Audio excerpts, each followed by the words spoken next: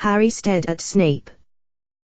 It was surely one thing to respect the dark arts as a dangerous enemy, another to speak of them, as Snape was doing, with a loving caress in his voice.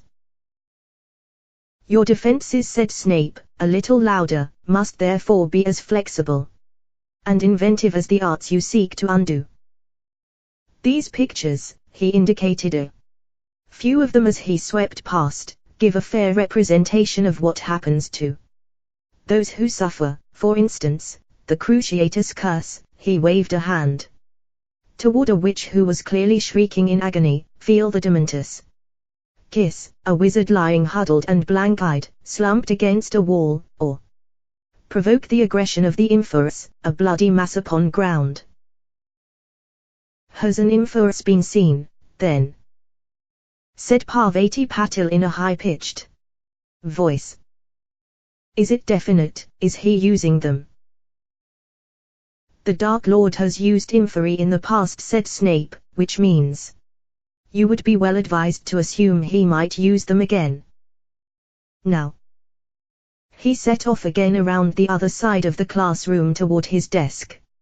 And again, they watched him as he walked, his dark robes billowing behind him. You are, I believe, complete novices in the use of nonverbal spells. What is the advantage of a nonverbal spell? Hermione's hand shot into the air. Snape took his time looking around at everybody else, making sure he had no choice, before saying curtly, very well, Miss Granger.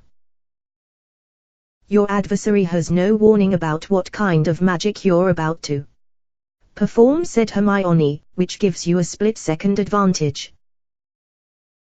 An answer copied almost word for word from the Standard Book of Spells, Grade 6, said Snape dismissively. Over in the corner, Malfoy sniggered, but correct in essentials. Yes, those who progress in using magic without shouting incantations gain an element of surprise in their spellcasting. Not all wizards can do this, of course. It is a question of concentration and mind power which some, his gaze lingered maliciously upon Harry once more, lack. Harry knew Snape was thinking of their disastrous occlumency lessons of the previous year. He refused to drop his gaze, but glowered at Snape until Snape looked away. You will now divide, Snape went on, into pairs. One partner will attempt to jinx the other without speaking. The other will attempt to repel the jinx in equal silence. Carry on. Although Snape did not know it, Harry had taught at least half the class, everyone who had been a member of the DA, how to perform a shield charm the previous year. None of them had ever cast the charm without speaking, however. A reasonable amount of cheating ensued. Many people were merely whispering the incantation instead of saying it aloud. Typically, 10 minutes into the lesson, Hermione managed to repel Neville's muttered Jellileg's jinx without uttering a single word, a feat that would surely have earned her 20 points for Gryffindor from any reasonable teacher. Thought Harry bitterly, but which Snape ignored. He swept between them as they practiced, looking just as much like an overgrown bat as ever, lingering to watch Harry and Ron struggling with the task. Ron, who was supposed to be jinxing Harry, was purple in the face, his lips tightly compressed to save himself from the temptation of muttering the incantation. Harry had his wand raised, waiting on tenterhooks to repel a jinx that seemed unlikely ever to come. Pathetic, Weasley, said Snape, after a while. Here, let me show you. He turned his wand on Harry so fast that Harry reacted instinctively. All thought of nonverbal spells forgotten, he yelled, Protego. His shield charm was so strong Snape was knocked off balance and hit a desk. The whole class had looked around and now watched as Snape righted himself, scowling. Do you remember me telling you we are practicing nonverbal spells, Potter? Yes, said Harry stiffly. Yes, sir. There's no need to call me Sir Professor. The words had escaped him before he knew what he was saying. Several people gasped, including Hermione. Behind Snape, however, Ron, Dean, and Seamus grinned appreciatively. Detention, Saturday night, my office, said Snape. I do not take cheek from anyone, Potter. Not even the chosen one. That was brilliant, Harry, chortled Ron, once they were safely on their way to break a short while later. You really shouldn't have said it, said Hermione, frowning at Ron. What made you? He tried to jinx me, in case you didn't notice, fumed Harry. I had enough of that during those occlumency lessons. Why doesn't he use another guinea pig for a change? What's Dumbledore playing at, anyway? Letting him teach defense? Did you hear him talking about the dark arts? He loves them. All that unfixed, indestructible stuff. Well, said Hermione, I thought he sounded a bit like you. Like me? Yes, when you were telling us what it's like to face Voldemort. You said it wasn't just memorizing a bunch of spells, you said it was just you and your brains and your guts. Well, wasn't that what Snape was saying? That it really comes down to being brave and quick thinking. Harry was so disarmed that she had thought his words as well worth memorizing as the standard book of spells that he did not argue. Harry. Hey, Harry. Harry looked around. Jack Sloper, one of the beaters on last year's Gryffindor Quidditch team, was hurrying toward him holding a roll of parchment. For you, panted Sloper. Listen, I heard you're the new captain. When are you holding trials? I'm not sure yet, said Harry, thinking privately that Sloper would be very lucky to get back on the team. I'll let you know.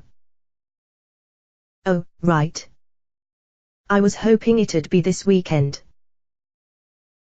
But Harry was not listening. He had just recognized the thin, slanting writing on the parchment. Leaving Sloper in mid-sentence, he hurried away, with Ron and Hermione, unrolling the parchment as he went. Dear Harry, I would like to start our private lessons this Saturday. Kindly come along to my office at 8 p.m. I hope you are enjoying your first day back at school. Yours sincerely, Albus Dumbledore. P.S. I enjoy acid pops. He enjoys acid pops, said Ron, who had read the message over Harry's shoulder and was looking perplexed. It's the password to get past the gargoyle outside his study, said Harry in a low voice. Ha! Snape's not going to be pleased. I won't be able to do his detention. He, Ron, and Hermione spent the whole of break speculating on what Dumbledore would teach Harry. Ron thought it most likely to be spectacular jinxes and hexes of the type the Death Eaters would not know.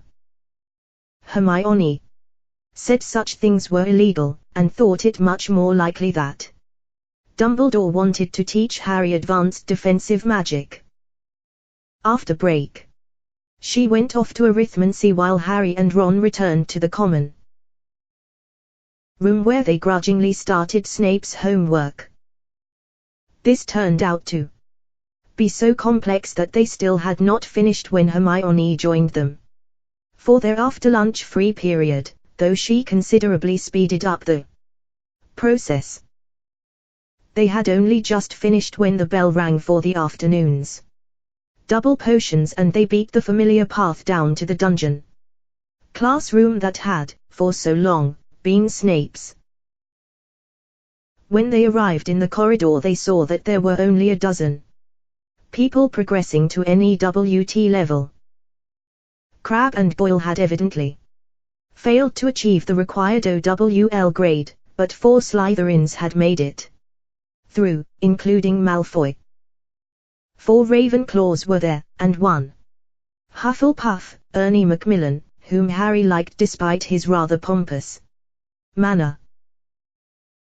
"Harry," Ernie said portentously, holding out his hand as Harry approached, "didn't get a chance to speak in defense against the dark arts this morning. Good lesson, I thought, but shield charms are old hat, of course, for us old DA lags. And how are you, Ron, Hermione?" Before they could say more than fine, the dungeon door opened and Slughorn's belly preceded him out of the door. As they filed into the room, his great walrus mustache curved above his beaming mouth, and he greeted Harry and Zabini with particular enthusiasm. The dungeon was, most unusually, already full of vapors and odd smells. Harry, Ron, and Hermione sniffed interestedly as they passed large, bubbling cauldrons. The 4 Slytherins took a table together, as did the 4 Ravenclaws. This left Harry, Ron, and Hermione to share a table with Ernie.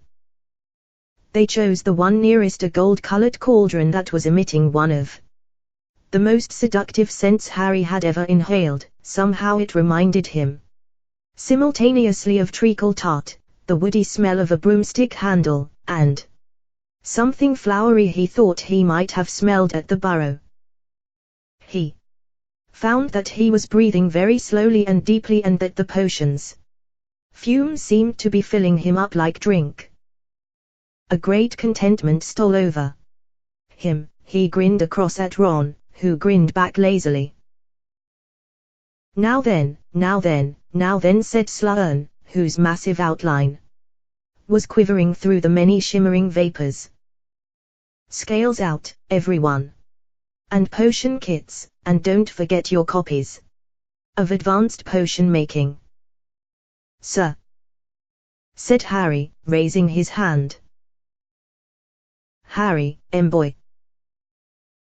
I haven't got a book or scales or anything," Nors Ron. "We didn't realize we'd be able to do the NEWT, you see." "Ah, yes, Professor McGonagall did mention."